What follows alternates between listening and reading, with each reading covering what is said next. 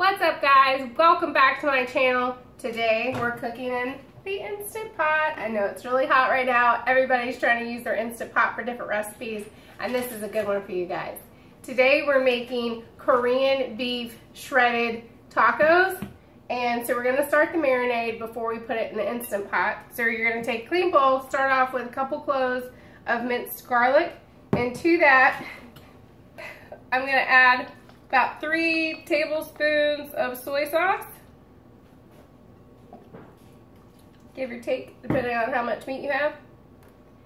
With that, this is cilantro mixed with chopped green onions. So I'm using half of it to top off a slaw we're gonna put on it, and half of it for the marinade. So add that in. This is garlic chili paste. You're gonna put about a tablespoon. You can leave it out if you don't like spicy stuff, so you guys can see my dogs in the background. Top of that, yellow mustard. It's probably not real Asian ingredient. They use some type of mustard, not this one, but it'll do. Then we're going to add some hoisin sauce. About a tablespoon. It's kind of carby, but it's only 1 tablespoon for the whole marinade.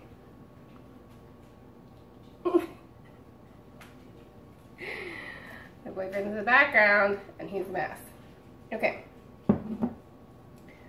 So, on top of that, we're going to add in the zest of 1 lime and a little bit of lime juice. So, a trick to getting meat to marinate faster is to add some kind of acidity. So, vinegar, any kind of lemon, lime, any kind of acidic fruit juice will help with that. Hold on, I'm going to wash my hands. Alright. So, lime, zest. You can use lemon if you want to. Orange is real good. It's not very keto. I think it's very carby.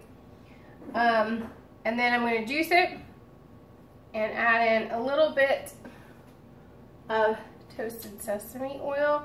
Tiny bit, guys. A little bit goes a long way. Ooh. That's like a quarter teaspoon, something like that. Alright, we'll mix this all up. Let me add my lime juice. Alright, so lime juice. This is not a juicy lime. So in this case, if you had some lime juice in a bottle, you might want to throw that in. This will help. We're also going to use a meat tenderizer to help push it along, because I'm only going to marinate for about 30 minutes. You want to do 2 hours. That's a best case scenario. Alright, lime juice in.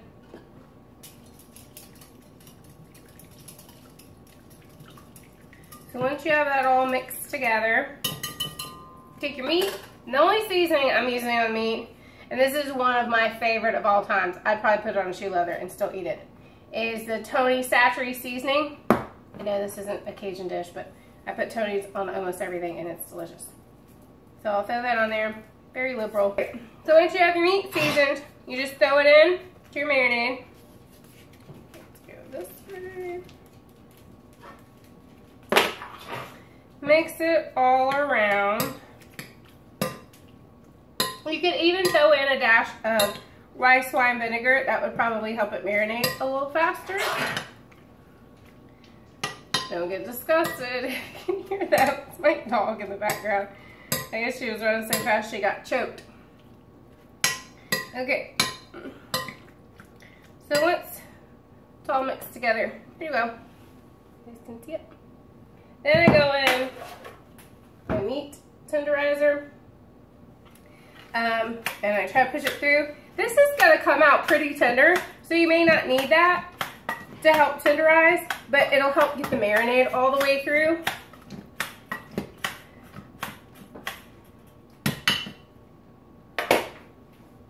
One last ingredient I forgot about, my ginger. Let me grab that. Alright, microplane, same one we used for the lime. And you want to throw in about a tablespoon of ginger. I just keep my ginger in the freezer, and whenever I need it, I just pull it out and it's ready to use, and it's a lot easier to grate than to keep it in the fridge and try to use it before it goes bad. You can also use ginger powder. Probably wouldn't be as good, wouldn't taste as fresh. And there we go. So we let that sit for 30 minutes, and I'll meet you back here. Holy Toledo, are you cooking keto? You're such a mess. Alright guys, while the meat's marinating, I'm going to show you the slaw portion of this. This is my jalapeno ginger slaw that goes on top. It's really good and crunchy. In my little bowl here, I have a teaspoon of Dijon mustard and some just white vinegar, a couple tablespoons, and I mix it together, and then I grate in some ginger. And I let that sit in the fridge the whole time the meat's cooking, marinating, everything. Because then at the last minute, you go in and you add these different colored peppers. You can use one color. I do the different colors because I think it's pretty. But so I have red, yellow, green, and this is just red onion. And I get these from Kroger. They had a big sale. They were only 99 cents. Typically they're $3, so I just cut them up. And for my jalapeno piece, this time I'm not really using jalapenos. I'm using these. These are my homemade pickled peppers. They pickle myself. My mom grows all of these cow horn peppers, and she gets tons of them, probably like 100 through the year. And she gives them to me, and whatever I can't use, I cut them up, I put them in vinegar with some salt, and you see I cut up slices of garlic, put it in there. And then I sliced up a couple of these other peppers also and put them in there. And it just as good as jalapeno, pickled peppers, any kind of pickled peppers you want to use. So I let that sit in the fridge, keep it separate so these stay crunchy, and then I'll meet you back here when it's ready to sear off the meat. Alright guys, once your meat is done marinating, you want to heat up your Instant Pot. It looks like it's flashing on my screen. It's not flashing. It's on the searing or browning mode, whichever setting you guys have for your Instant Pot. Mine's Cuisinart, so it's not the exact same thing. You want to be about 350, 400 degrees. 359. Perfect. You want to do this in stages. Do not throw all your meat in a pot. You're going to stew it. It's going to be nasty. You want a good brown sear. So for about 1.5 pounds, I'm probably going to do 3 batches. So, and because it's high heat, I'm going to do avocado oil.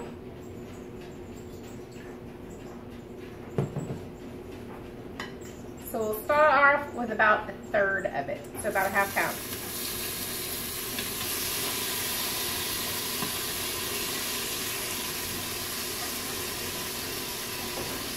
I'm going to drop the heat of it a minute.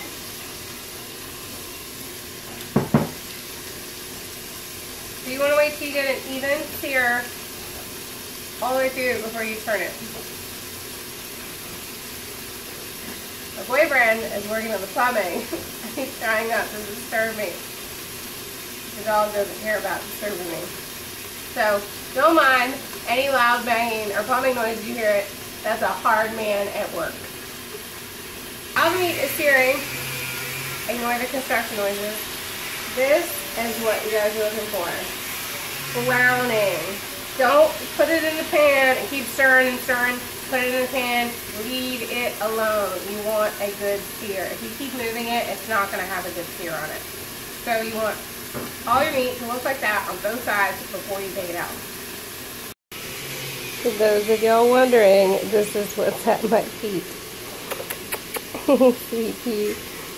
Mr. Nuki the Piper. My little old man. Alright guys, once your last batch is done, take it out, turn your sear mode off. I've got everything going in one big bowl here. Slotted soon probably would have been better. There's not a whole lot left in the pan. So once you get it all back in here, in one bowl,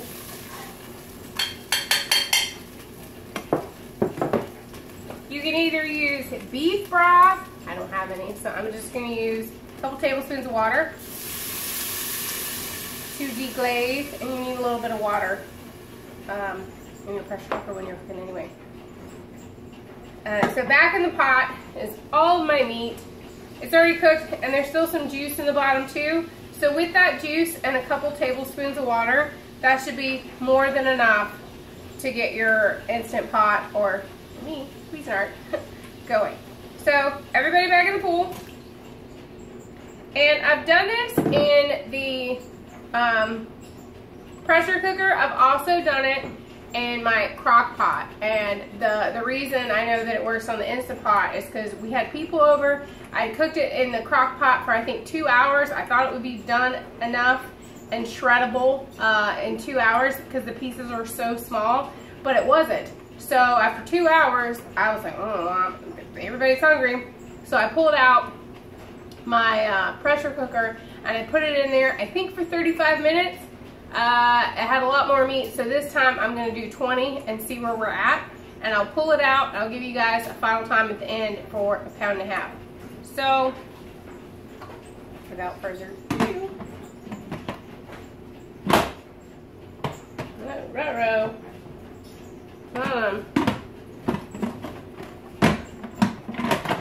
Alright, here we go.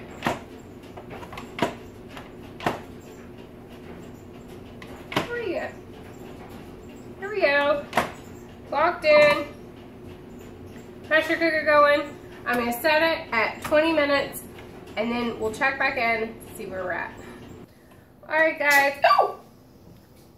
Ooh. Alright. 20 minutes up. I don't know who waits for it to go down that phone.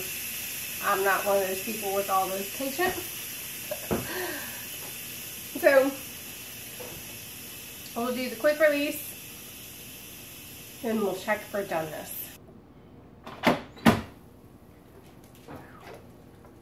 Wow, there's a lot of liquid in there. Looks amazing, smells amazing. Oh yeah, it's pulling apart like butter. It's really good. You can just mush it with the tongs and it falls apart. Guys, here we go. I took the beef out. Kind of what it looks like. It's very shreddable. And my trick is that I take these tortillas. They're only 3 carbs a piece. It's Mama Lupe's. I get them on Nutrition for I think like $3 a bag. If you get them on Amazon, they're a lot more expensive. I cut them in half. So I make 2 tacos out of 1 tortilla. Then, here we go. 2 tacos, 1 tortilla shell, Korean beef shredded tacos. I took the rest of my vegetables, mixed it in with the mixture I showed earlier, and there's my slaw. I said you could add in red cabbage, any vegetables you like.